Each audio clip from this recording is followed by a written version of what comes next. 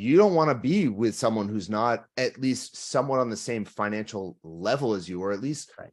can think the same way about their finances as you do. Because Right. if you, let's say, make a lot of money and then you're with someone who's doesn't have any understanding of how money works or finances, and they're just spender, that's going to be a hard life for you. And that goes Yeah. both ways. So Yeah. And so I think, when you're talking about like how you and your partner think about money and like what you should be looking for, this is another one of those like common sense problems that people fall into when it comes to money, which is there's a widespread belief when it comes to attraction that opposites attract.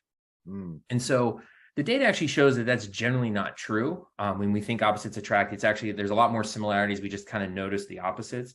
But there is one particular context, and it relates to money, where people actually actively look for an opposite. And that's in this idea of spenders versus savers, right? And those are exactly what they sound like. Someone spends money, like they like buying things, they like stuff, they just like having things.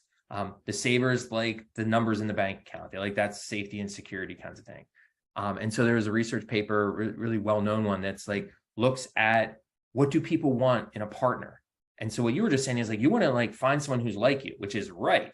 But what people do when it comes to this is like, if you're a spender, those spenders look for savers, and those savers look for spenders, because they both see something in the other person that they find appealing, right? The spender sees the safety and security of the saver.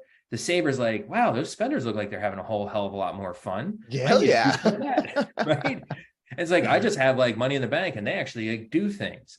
Right. And so what they found was those people, when they get together, like they do find each other because they want that, but it's aspirational. And sadly, it doesn't work out. Yeah. Right? Because they end up, guess what, fighting about finances.